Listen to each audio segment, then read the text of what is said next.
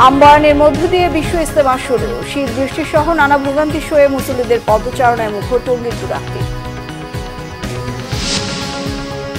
দ্রব্যমূল্য নিয়ে অস্থিরতা থাকলেও হাহাকার নেই বলেছেন ওবায়দুল কাদের। এখনো সিন্ডিকেট ভাঙতে পারেনি সরকার, অভিযোগ মান্নার। বাংলাদেশের নির্বাচন নিয়ে প্রশ্নের মাঝেও সরকারের সাথে কাজ করার বার্তা যুক্তরাষ্ট্রের। বিরোধীদের ধরপাকড়ে উদ্বেগ।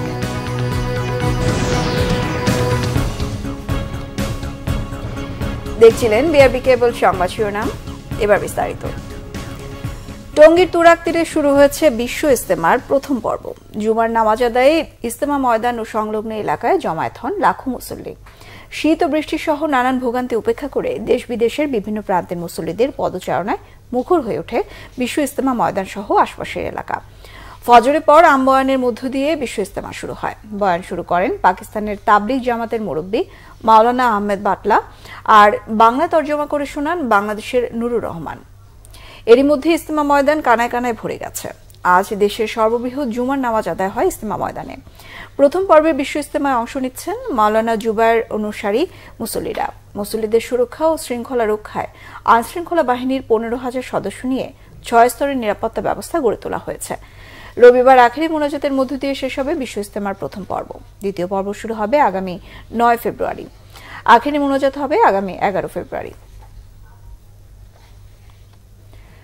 রাতে বাড়তে পারে শীত, সেই সাথে দেশের বিভিন্ন বিভাগে ঝরতে পারে বৃষ্টি, এমন ইঙ্গিত আবহাওয়া অফিসার। সারা দেশে দিনের তাপমাত্রা কয়েক ডিগ্রি কমার কথা জানিয়েছেন আবহাওয়াবিদরা। আবহাওয়া অধিদপ্তরের তথ্য অনুযায়ী বরিশাল, খুলনা, চট্টগ্রাম ও ঢাকা বিভাগের কিছু জেলায় বৃষ্টিপাত অব্যাহত থাকবে। তবে শনিবার শুধু চট্টগ্রাম বিভাগে বৃষ্টি হবার পূর্বাভাস দিয়েছে আবহাওয়া অফিস। আগামীকাল শনিবার বৃষ্টি ও মেঘ সরে গেলে শীতের অনুভূতি বাড়বে। আবহাওয়া অফিস বলছে, খুলনা, রাজশাহী, সিলেট ও রংপুর বিভাগে রবিবার থেকে মৃদু শৈত্যপ্রবাহ বয়ে যেতে পারে। তবে ফেব্রুয়ারির 10 তারিখ থেকে সারা দেশে তাপমাত্রা বাড়তে শুরু করবে। এ মাসে প্রাকৃতিক দুর্যোগের সম্ভাবনা দেখছে না আবহাওয়া অফিস। শুক্রবার দেশের সর্বনিম্ন তাপমাত্রা তেঁতুলিয়াতে 10.4 ডিগ্রি, ঢাকায় তাপমাত্রা 18.2 ডিগ্রি সেলসিয়াস। সপ্তাহ ব্যবধানে আবারও দাম বেড়ে 100 টাকা ছুঁই ছুঁই করছে পেঁয়াজ। আমদানি ঘাটতির অজুহাত ব্যবসায়ীদের। চাহিদার চেয়ে বেশি উৎপাদনের পরও নানা কারণে টান পড়ছে পণ্যটি। তা সামলাতে পার্শ্ববর্তী দেশ থেকে পেঁয়াজ আমদানি করতে হয়।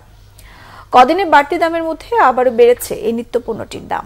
আড়তদারদের বিরুদ্ধে কৃত্রিম সংকট তৈরির অভিযোগ তুলেছেন খুচরা ব্যবসায়ীরা। বাজারে শীতের সবজির আমদানি প্রচুর, দামও কিছুটা কমেছে। তবে মৌসুম অনুযায়ী কমেনি বলছেন ক্রেতারা। অস্বস্তি লেগেই আছে মাছের দামেও। দেশি মাছের সরবরাহ কমের অজুহাত বিক্রেতাদের। কেজিতে 10 টাকা বেড়ে ব্রয়লার 190 টাকা এবং সোনালী মুরগি বিক্রি হচ্ছে 290 টাকাতে। আওয়ামী লীগের সাধারণ সম্পাদক ওবায়দুল কাদের বলেছেন, দ্রব্যমূল্য নিয়ে অস্থিরতা থাকলেও হাহাকার নেই, তবে দাম নিয়ন্ত্রণে সরকার সর্বাত্মক চেষ্টা চালাচ্ছে। ধানমন্ডিতে আওয়ামী লীগ সভাপতির রাজনৈতিক কার্যালয়ে শুক্রবার ব্রিফিংয়ে তিনি বলেন, বিএনপির আন্দোলনে সরকার বিচলিত নয়। যুক্তরাষ্ট্র এখন নিজেদের নানা চ্যালেঞ্জ মোকাবেলায় ব্যস্ত। বাংলাদেশের দিকে নজর দেওয়ার সময় নেই তাদের। ওবায়দুল কাদের আরও বলেন, বিএনপির আন্দোলনে জনগণ সাড়া দেয়নি, এমনকি হেরে যাওয়ার ভয়ে দলটি নির্বাচনেও আসেনি। এক প্রশ্নের জবাবে ওবায়দুল কাদের জানান, কোনো ব্যাপারেই সরকার এখন চাপের মুখে নেই। বিএনপির সাথে মার্কিন দূতাবাসের প্রতিনিধি দলের সাক্ষাতে ষড়যন্ত্র থাকতে পারে বলেও ইঙ্গিত দেন তিনি। আওয়ামী লীগের সাধারণ সম্পাদক বলেন, নির্বাচন কমিশন শক্তিশালী, উপজেলা নির্বাচনে কোনো প্রার্থীর পক্ষে দল থেকে সমর্থন দেবে না। নাগরিক ঐক্যের সভাপতি মাহমুদুর রহমান মান্না বলেছেন, নিজেরা মিলে সংসদে সাজানো হয়েছে। এসব করে সংসদের কফিনে শেষ পেরেক মেরেছে ক্ষমতাসীনরা। জাতীয় প্রেস ক্লাবের সামনে এক অবস্থান কর্মসূচিতে তিনি কথা বলেন। মান্না অভিযোগ করেন, 7 জানুয়ারির ভোট গণতান্ত্রিক বিশ্বের কেউ সমর্থন করেনি। বড় বড় কথা বলে ক্ষমতায় থাকা যাবে না মন্তব্য করে মান্না বলেন, ভয় পায় বলেই মিছিলের মতো কর্মসূচিতেও বাধা দেয় সরকার। নিত্যপণ্যের দাম নিয়ন্ত্রণে আনতে বাণিজ্য প্রতিমন্ত্রী 1 সপ্তাহের মধ্যে সিন্ডিকেট ভেঙে দেওয়ার কথা বললেও কাজের কাজ কিছুই হয়নি। বাধা দিয়ে আন্দোলন দমানো যাবে না উল্লেখ করে সরকারকে যেতেই হবে বলে মন্তব্য করেন মান্না। জাতীয় নির্বাচনে রাশিয়ার ভূমিকা নিয়ে বিএনপির বক্তব্য প্রসঙ্গে ঢাকায় নিযুক্ত রাশিয়ার রাষ্ট্রদূতের মন্তব্যের সমালোচনা করেছেন বিএনপির সিনিয়র যুগ্ম মহাসচিব রুহুল কবির রিজভী। বিএনপির বক্তব্যকে বিভ্রান্তিকর মিথ্যা হিসেবে আখ্যায়িত করে রুশ রাষ্ট্রদূতের মন্তব্যকে অনাকাঙ্ক্ষিত, অনভিপ্রেত ও আওয়ামী সুলভ বক্তব্য বলে বিবৃতিতে অভিযোগ করেন রুহুল কবির রিজভী। তিনি বলেন, এটি বাংলাদেশের জনগণের গণতান্ত্রিক অনুভূতিতে আঘাত করেছে। শুক্রবার গণমাধ্যমে পাঠানো বিবৃতিতে বলা হয়, ৭ জানুয়ারি যে প্রহসনমূলক ডামি নির্বাচন হয় তার উদ্দেশ্য জনগণের ভোটাধিকার প্রতিষ্ঠা বা আকাঙ্ক্ষার প্রতিফলন ছিল না, বরং নির্বাচনের নামে এটি ছিল জাতিসংঘে একটি সহিংস প্রতারণা। দেশের স্বাধীনতাকামী মানুষের প্রত্যাশা সুতীব্র এই গণ আকাঙ্ক্ষার বিরুদ্ধে গিয়ে রাশিয়া, ভারত, চীন বা অন্য কোনো রাষ্ট্র সরকারের গণবিরোধী অপশাসনকে অযাচিত সমর্থন করবে না। বাংলাদেশের সদ্য সমাপ্ত নির্বাচন নিয়ে উদ্বেগ জানালেও সুষ্ঠু গণতান্ত্রিক চর্চা ও নির্বাচনের মানদণ্ড নিশ্চিতে সরকারের সাথে যুক্তরাষ্ট্রের কাজ করার বার্তা দিয়েছেন মার্কিন পররাষ্ট্র দপ্তর। নিয়মিত ব্রিফিংয়ে বৃহস্পতিবার বার্তা দেন মার্কিন পররাষ্ট্র দপ্তরের মুখপাত্র ম্যাথিউ মিলার। পররাষ্ট্র দপ্তরের প্রেস নোটের বরাত দিয়ে এক সাংবাদিক জানতে চান, প্রধানমন্ত্রী শেখ হাসিনাকে স্বাগত না জানিয়ে বাংলাদেশের নতুন সরকারের সঙ্গে ব্যাপক ক্ষেত্রে কিভাবে কাজ করা সম্ভব। এমন প্রশ্নের জবাবে ম্যাথিউ মিলার বলেন, নির্বাচন নিয়ে যুক্তরাষ্ট্রের উদ্বেগ প্রকাশের অর্থ এই নয় যে বাংলাদেশের সরকারের সঙ্গে কাজ করার ক্ষেত্রে যুক্তরাষ্ট্রের দায়বদ্ধতা নেই, তবে বাংলাদেশের নির্বাচন ও সরকার বিরোধীদের ধরপাকড়ের বিষয়ে যুক্তরাষ্ট্রের উদ্বেগের কথাও জানান তিনি।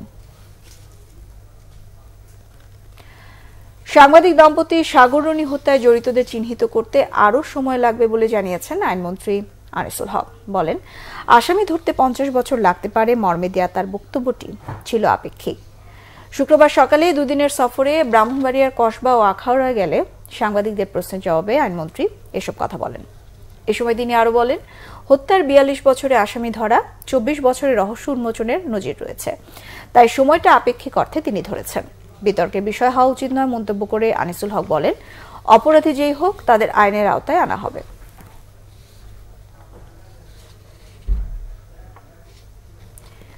ছুটির দিনে সকাল থেকেই শিশুদের পদচারণায় মুখর অমর 21শে বইমেলা।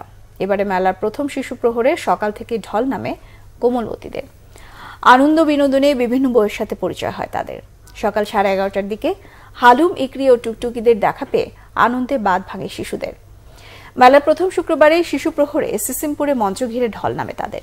শিশুদের মোবাইল ডিভাইস থেকে দূরে রাখতে শিশু প্রহরের আয়োজন বড় ভূমিকা রাখবে বলে মনে করেন অভিভাবকরা। এর আগে শিশু প্রহরের আনুষ্ঠানিক উদ্বোধন করেন বাংলা একাডেমির মহাপরিচালক কবি নুরুল হুদা, সাথে ছিলেন USAIDর কর্মকর্তারা। বক্তারা বলেন, শিশু সহ সবার জন্যই এবারের মেলা বৈচিত্র্যে পরিপূর্ণ।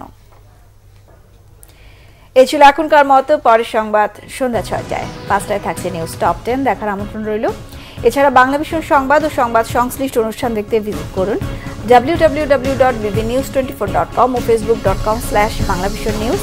সাবস্ক্রাইব করুন youtube.com/banglavisionnews। সঙ্গে থাকায় ধন্যবাদ সবাইকে।